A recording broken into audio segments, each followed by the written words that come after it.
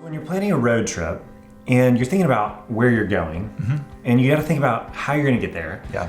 Typically on a road trip, you're driving, and you're driving a car that you may have had for a long time. Sure. You may have just bought it, but anytime you take a road trip, you really have to start thinking about, okay, what are all the things that I need to make sure about my car that I have serviced? Do I have air in my tires? Is there oil? Is the car charged? Does it have gas in it? If you have an electric car, does it charge? Yeah. You just have to know all the things. You have to look at the dashboard. You have to see, if I turn it on, is it getting too hot? Is it too cold? Right. There's a lot to look at when we think about taking a road trip. Right. And taking a journey. And life is a journey. There's a destination where we're headed. Right. And so today we're going to look at a visual that we call the curves of retirement. So Spencer, as we think about the curves of retirement, how is it similar to taking a road trip and taking stock of where we are? Yeah, so it's kind of like bringing everything together. It's that dashboard of sorts. We want to make sure that we've got an idea of the income that's coming in, the expenses that are likely to happen, both those base and those one-time expenses that are out there, inflation, rates of return, all those kinds of different pieces we want to bring into one unified visual so that clients can see that and see how things interact. Yeah, great. Well, that sounds really helpful and straightforward. You mind to sketch that out for us on a whiteboard? So here we are at the whiteboard, and I'm excited to show you our curves of retirement. Again, trying to bring together all of the pieces of financial projections into one unified picture, a governing visual, as we like to say, that we call the curves of retirement again. So you can see behind me that we have income elements and spending elements that we'll get to in just a moment. In this chart, you can see that we have time plotted on this horizontal axis. So in this hypothetical situation with this example for clients, we have a married couple that is age 60 and 57. And so we're going to track those spending and expense numbers along with the hypothetical rate of return over a period of time and show you where the trajectory of their resources goes. So each spouse will retire at some point.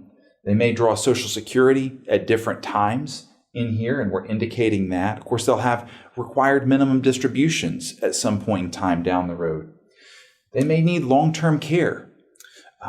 We have life expectancy plotted out for each of them, and then ultimately age 100. Now, for some clients, if they want to go beyond that time, there's nothing sacred with age 100. We can certainly accommodate that and really look at any kind of time horizon that you might want to.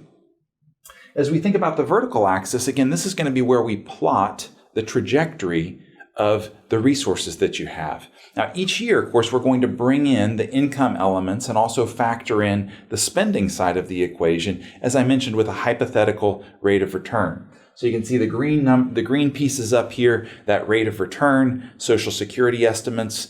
If you have any pension or real estate income that might be in there, we want to factor these different pieces in, along with anything that we might not be listing up here. If you have consulting, for instance, for a season of time, we'd want to include that. Or if you're still working, we would have your income for a season of time there if you're not approaching retirement in the very near future.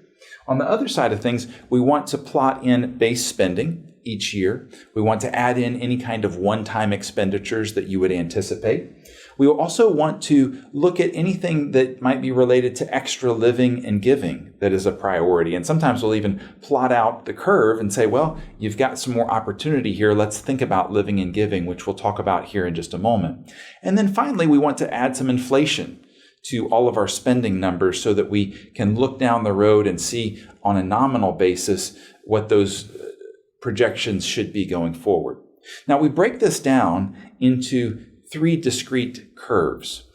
We know that there's a whole continuum of different outcomes here, but we like to talk about the red curve, the blue curve, and the green curve to give some sense of context for clients there. So for clients who their projections, we look at them and we see that spending is actually high relative to the investments that they have or the income streams that they might have, we call that a red curve. Now, coming up here to the whiteboard, we have this situation where a client would have $1.5 million at the beginning of this planning process. Clients come to us from all kinds of different backgrounds, having resources that might be greater or less than this. But this, again, is our example for today. So if those resources were projected to run out prematurely or run out prior to what might be solid planning, we might say that that client or that client couple is on a red curve. Again, as we walk through this process, we can start to see where the direction of these resources might go. And if clients see that they're on a curve like this, typically they would just elect to work a bit longer. They might tighten the belt on spending. They might reset some expectations overall. So a red curve is not something that indicates failure over time. It just means that we need to rethink some of the priorities and some of the direction that we're headed on right now. From the first moment, we're always trying to establish that level of sustainability. And a blue curve helps us to do that. So a blue curve would be one where resources grow over the first part of retirement, they level off, and then perhaps after life expectancy, they fall off. So it looks something like this. So you can see that there's a tremendous amount of margin of safety there between a blue curve and a red curve when we look in here. So if rates of return aren't quite as strong as what a base case might be, the blue curve is not in danger so much of becoming that red curve or resources running out prior to life expectancy. The blue curve, we always say, is about trade-offs. And those trade-offs help clients to be able to grapple with those competing priorities. If they'd like to retire a little bit earlier, or perhaps if they want to do a little more living and giving, if they would like to work for an extra year or two, or how they think about the positioning of their portfolio. Again, each part in that blue curve is about trade-offs. Now, a third kind of curve that we talk about would be what we call a green curve. And this would be where resources are projected to grow and to continue to grow indefinitely. It looks something like this. Now, in a green curve, you might say, well, that's great. Very exciting to see those resources projected to continue to grow over time. And that can be wonderful, but oftentimes this would indicate that we're maybe not taking advantage of those resources during our living years. We're not living and giving, perhaps, to the level that we could. There are very few people that we encounter whose main goal is just to be able to give away all of those resources to the next generation or to a foundation or to a charitable interest. Oftentimes, what we discover as we look at a green curve is that there are ways to do more living and giving over the next number of years to be able to bend down that curve just a little bit. It might look like something like this, where we see that green curve at least level off, where we know that a client, based on the projections, seems to have enough and will continue to have enough going forward, but also takes advantage of those resources during their living years. We like to say, do your giving while you're living, so you're knowing where it's going. To be able to see that, get those gifts with joy, whether they be to people or whether they be to institutions. So thanks for drawing that out for us, Spencer. Yeah. You know, when clients see that, what's their typical response? How do they feel when they see that?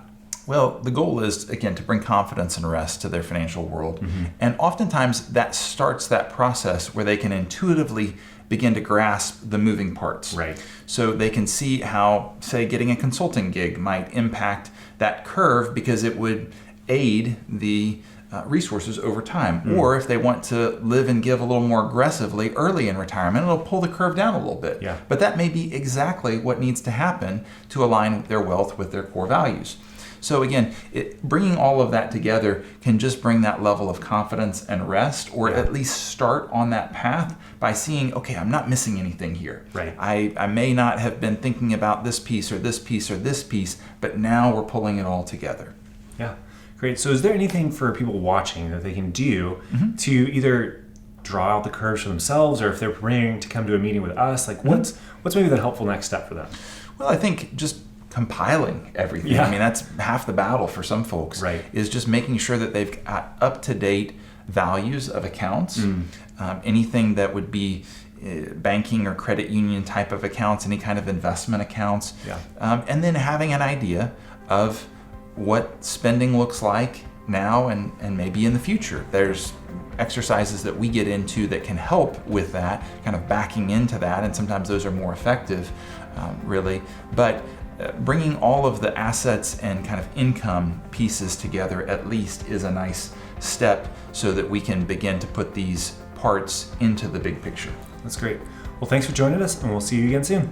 This content was provided by Retirement Planning Services. We're in Knoxville, Tennessee, and you can visit our website at www.seriousretirement.com. The information in this recording is intended for general educational and informational purposes only and should not be construed as investment advisory, financial planning, legal, tax, or other professional advice based on your specific situation. Please consult with your professional advisor before taking any action based on its contents.